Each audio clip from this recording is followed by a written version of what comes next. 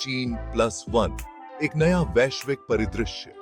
कंपनियां अपने production sources में डाइवर्सिटी ला रही हैं। इसे चीन प्लस वन रणनीति कहा जाता है। भारत अपनी विशाल क्षमता के साथ इस रणनीति का लाभ उठाने के लिए एक आदर्श उम्मीदवार है। इते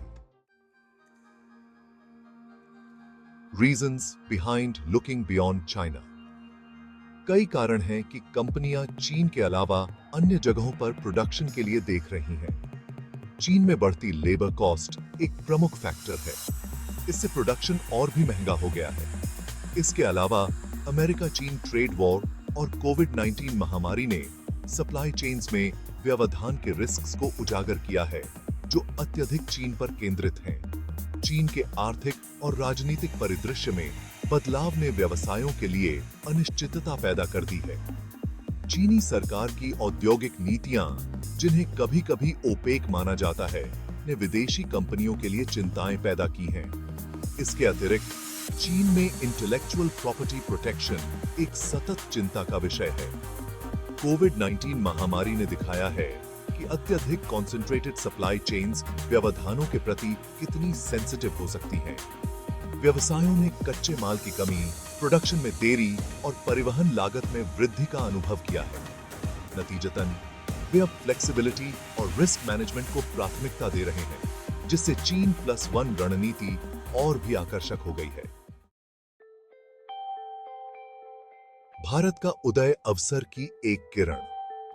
भारत चीन प्लस वन रणनीति का लाभ उठाने के लिए विशिष्ट रूप से तैनात है।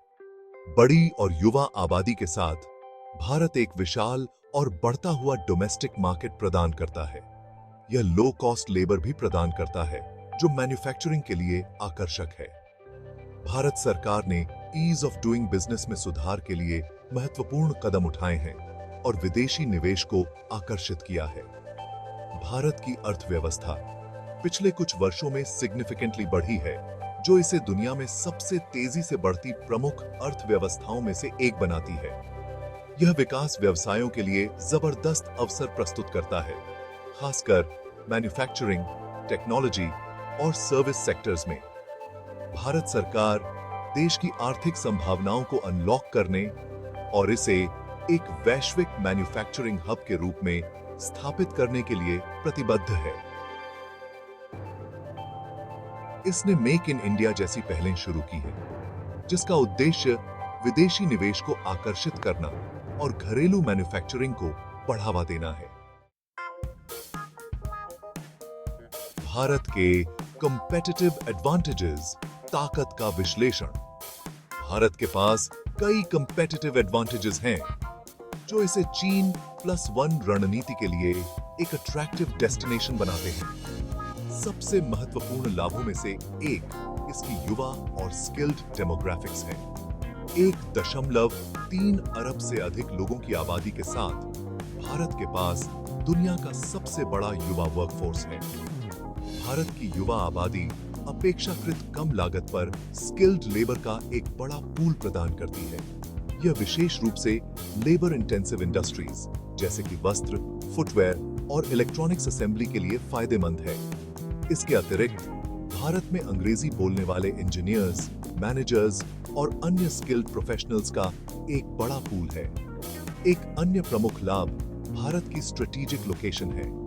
दक्षिण एशिया के केंद्र में स्थित भारत के पास यूरोप, मिडिल ईस्ट और अफ्रीका के डेवलपिंग मार्केट्स तक आसान पहुंच है।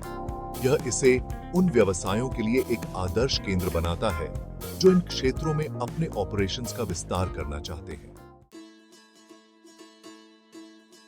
भारत की चुनौतियां, प्रगति के लिए बाधाएं।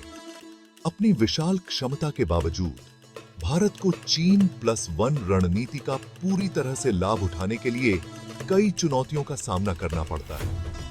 सबसे महत्वपूर्ण बाधाओं में से एक खराब इंफ्रास्ट्रक्चर है। भारत की सड़कें, बंदरगाह और हवाई अड्डे अक्सर कंजेस्टेड और इनएफिशिएंट होते हैं, जिससे माल का परिवहन महंगा और समय लेने वाला हो जाता है।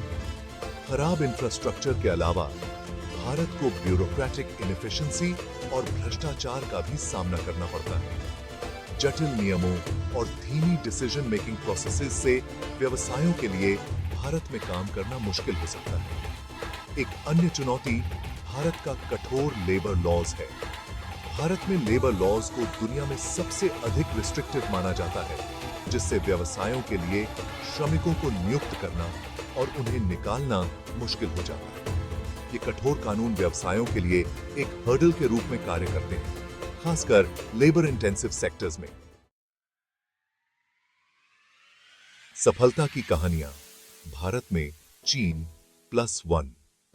इन चुनौतियों के बावजूद भारत में चीन +1 रणनीति की सफलता की कई कहानियां हैं। उदाहरण के लिए सैमसंग ने भारत में अपने स्मार्टफोन प्रोडक्शन का विस्तार किया है। आज भारत सैमसंग के लिए स्मार्टफोन्स का एक प्रमुख मैन्युफैक्चरिंग हब है। ऑटोमोबाइल सेक्टर भारत में चीन +1 की सफलता का एक और उदाहरण प्रस्तुत करता है। Hyundai और सुजुकी जैसी वैश्विक वाहन निर्माताओं ने भारत में महत्वपूर्ण मैन्युफैक्चरिंग ऑपरेशंस स्थापित किए हैं, जो डोमेस्टिक और एक्सपोर्ट मार्केट्स दोनों की आपूर्ति करते हैं। फार्मास्यूटिकल इंडस्ट्री भारत में चीन +1 की सफलता का एक और उल्लेखनीय उदाहरण है। भारत दुनिया के सबसे बड़े जेनेरिक दवा निर्माताओं में से एक है और इसने एक्टिव फार्मास्यूटिकल इंग्रेडिएंट्स APIs के प्रोडक्शन में महत्वपूर्ण विशेषज्ञता विकसित की है। विकास के लिए क्षेत्र अप्रयुक्त क्षमता का दोहन। भारत को चीन +1 रणनीति के तहत अपनी स्थिति को मजबूत करना चाहिए। एक प्रमुख क्षेत्र इलेक्ट्रॉनिक्स मैन्युफैक्चरिंग है। भारत में बड़ा इलेक्ट्रॉनिक्स मार्केट है और यह स्मार्टफोन्स के लिए एक हब बन सकता है। टेक्सटाइल इंडस्ट्री भी महत्वपूर्ण है। भारत कपास का बड़ा उत्पादक है और हाई क्वालिटी वस्त्र का उत्पादन कर सकता है। एक और क्षेत्र रिन्यूएबल एनर्जी है। भारत की रिन्यूएबल एनर्जी में विशाल क्षमता है।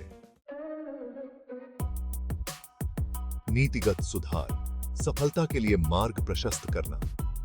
भारत को चीन +1 रणनीति द्वारा प्रस्तुत अवसरों का पूरी तरह से लाभ उठाने के लिए सरकार को कई प्रमुख क्षेत्रों में पॉलिसी रिफॉर्म्स पर ध्यान केंद्रित करना चाहिए। इन सुधारों में से सबसे महत्वपूर्ण इंफ्रास्ट्रक्चर में सुधार करना है। इसमें सड़कों, रेलवे, बंदरगाहों और हवाई अड्डों के मॉडर्नाइजेशन और नए इंफ्रास्ट्रक्चर के विकास में निवेश शामिल है। सरकार को ब्यूरोक्रेटिक इनएफिशिएंसी को कम करने और ईज ऑफ डूइंग बिजनेस में सुधार करने के लिए भी काम करना चाहिए। इसमें व्यवसाय शुरू करने और ऑपरेट करने से संबंधित रूल्स एंड रेगुलेशंस को स्ट्रीमलाइन करना, अप्रूवल प्रोसेसेस में तेजी लाना और भ्रष्टाचार को कम करना शामिल है। नीतिगत सुधारों का एक अन्य महत्वपूर्ण क्षेत्र एजुकेशन और स्किल डेवलपमेंट में निवेश करना है। भारत को अपनी विशाल युवा आबादी को एक स्किल्ड वर्कफोर्स में बदलने की जरूरत है, जो वैश्विक अर्थव्यवस्था की डिमांड्स को पूरा कर सके। आगे का रास्ता, भारत के लिए एक नया युग। चीन +1 रणनीति भारत के लिए एक जेनरेशनल अपॉर्चुनिटी प्रस्तुत करती है। अपनी विशाल क्षमता, युवा और डायनामिक आबादी और अनुकूल सरकारी नीतियों के साथ भारत अगले वैश्विक मैन्युफैक्चरिंग हब के रूप में उभरने के लिए अच्छी तरह से तैयार है।